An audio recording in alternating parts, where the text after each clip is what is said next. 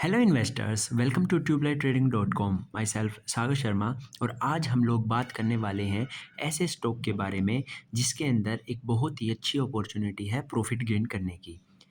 इस वीडियो के अंदर हम लोग डिस्कस करेंगे कि उस स्टॉक को हमें अभी क्यों बाय करना चाहिए, और साथ साथ वीडियो के एंड में हम उसके फाइनेंशियल्स को भी चेक करेंगे। इस स्टॉक का नाम है मैजागोन डॉक शिप बिल्डर्स लिमिटेड। सबसे पहले तो अगर हम बात करें तो ये जो स्टॉक है, ये अगर 2023 के बाद अगर मैं देखूं, मतलब 2022 मिड के अगर मैं बीच से देखूं, तो यहाँ से जो हमारा स्टॉक है, ये जो मैंने यहाँ पर लाइन ड्रॉ कर रखी है, ये कौन सी है? 200 डे मूविंग एवरेज की जो है लाइन है, जो ये येलो हमारी जो लाइन है ग्राफ पे, ये। तो यहाँ पर जो मैं देख सकता हूँ कि जो स्टॉक है वो मेरा 200 डे मूविंग एवरेज को टच कर रहा है और फिर वापस ऊपर जा रहा है। यहाँ पर दोबारा से टच किया और फिर ऊपर गया।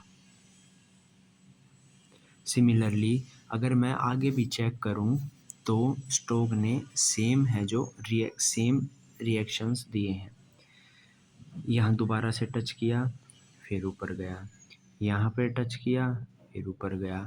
और अभी साथ साथ जो मेरा स्टॉक है वो अभी दोबारा से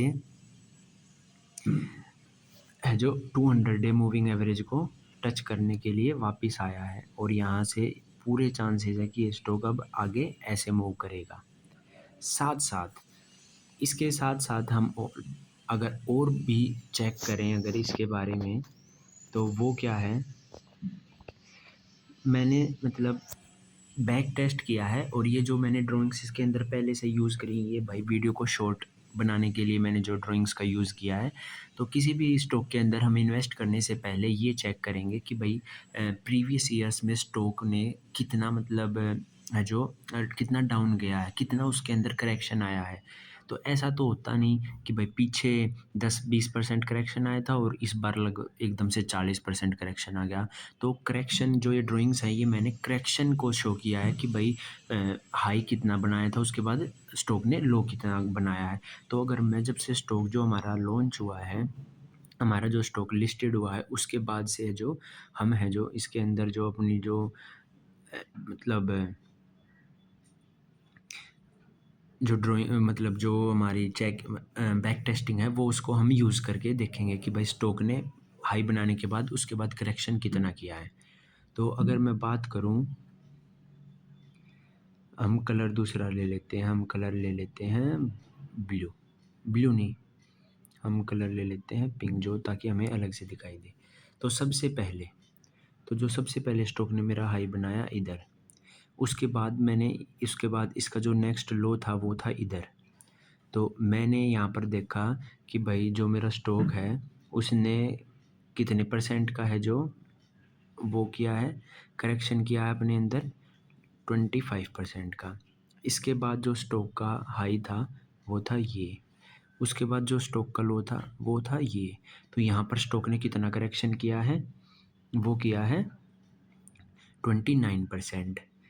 इसके बाद जो स्टॉक का हाई था ये, स्टॉक का लो था ये, यहाँ पर स्टॉक ने कितना करेक्शन किया है 32% का।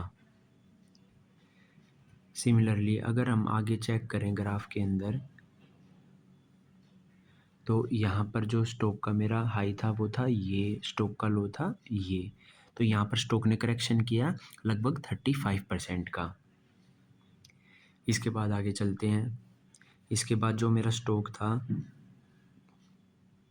उसका हाई था ये, या फिर आप इसको भी ले सकते हो। तो और जो लो था मेरा वो ये था, या फिर हम ये ले सकते हैं, लगभग सेम है। तो यहाँ पर जो स्टॉक ने करेक्शन किया वो लगभग 28% का किया। इसके बाद अगर मैं चेक करूँ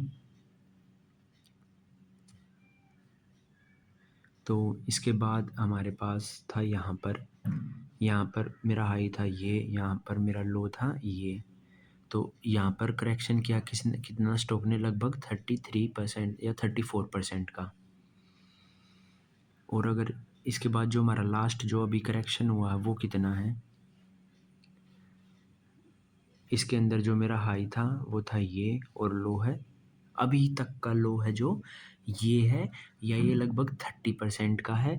तो ये जो मैंने यहाँ पर एक हॉरिजॉन्टल लाइन जो है मैंने यहाँ पर ड्रॉ करी है, ये जो मेरी हॉरिजॉन्टल लाइन जो मैंने यहाँ पर ड्रॉ करी है, ये मैंने लगभग 30 मतलब जो लास्ट मेरा प्रीवियस ईयर्स के अंदर जो मेरा मैक्सिमम लो गया है वो 35% का गया है। तो यहाँ पर जो मैंने ये लाइन ड्रॉ करी है, ये लगभग मैक्सिमम जो करेक्शन होगा स्टॉक के अंदर वो है। तो यहाँ पर मतलब मैक्सिमम करेक्शन का मतलब क्या है कि जो स्टॉक का जो लो होगा वो मैक्सिमम यहाँ तक ही आएगा, और यहाँ से स्टॉक दोबारा से पंप होके वापस ऊपर की तरफ जाएगा। तो ये सब तो हमने चेक कर लिया कि भाई इसके फाइनेंशियल रह गए हैं। मैंने इसका टेक्निकल आपको एक हिंट दिया है कि भाई स्टॉक कैसे रिएक्ट कर रहा है, कैसे परफॉर्म कर रहा है। साथ साथ अगर मैं इसके फाइनेंशियल्स की भी बात करूं, तो इसके अंदर अगर हम चेक करें तो जो मेरा स्टॉक है, ऐसा नहीं है कि भाई सिर्फ ग्राफ से ही हम सब कुछ करेंगे, इसके फाइनेंशियल्स भी चेक करेंगे।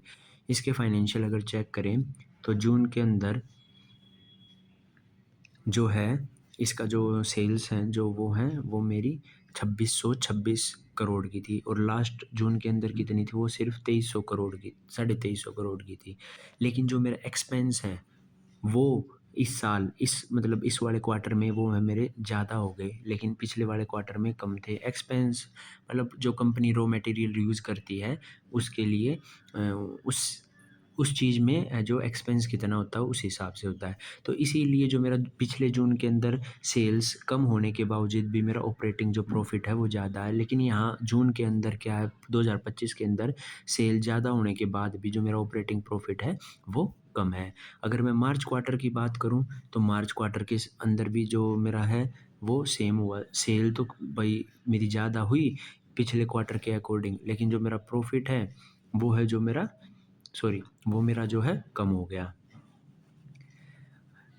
तो सिमिलरली है जो अगर मैं अपने दिसंबर वाले क्वार्टर को कंपेयर करूं तो उसके अंदर क्या था, जो मेरी सेल्स थी वो ज़्यादा थी, लेकिन यहाँ पर क्या हुआ, यहाँ पर जो मेरा एक्सपेंसेस थे, मतलब सेल ज़्यादा हुई तो थोड़े से एक्सपेंस तो ज़्यादा हो ही जाते हैं, लेकिन जो ऑपरेटिंग प्रॉफिट था अगर मैं चेक करूं तो वो मेरा ज़्यादा था।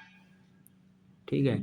और जो मेरा प्रॉफिट अभी इसके ये हमारे थे क्वार्टरली रिजल्ट्स का कंपैरिजन, अगर मैं ईयरली अगर इसका जो फाइनेंशियल अगर वो हम ईयरली चेक करते हैं तो उसके अंदर हम देख सकते हैं कि जो मेरी सेल्स हैं वो एवरी ईयर जो है इंक्रीज़ हो रही है, एवरी ईयर इंक्रीज़ हो रही है। तो कहाँ डाउट है कि भाई स्टॉक आगे भी अच्छा परफॉर्म नहीं करेगा।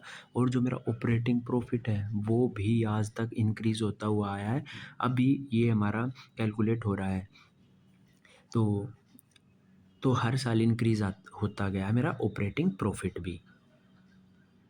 ठीक है। और प्रॉफिट बिफोर अब जब मेरा ऑपरेटिंग मेनली हम ऑपरेटिंग जो प्रॉफिट होता है उसको देखते हैं, और अगर हम और जो फाइनेंशियल्स अगर वो चेक करें तो उसके अंदर हम क्या देख सकते हैं कि जो कंपनी के जो रिजर्व्स हैं वो हर साल इंक्रीज़ हुए हैं।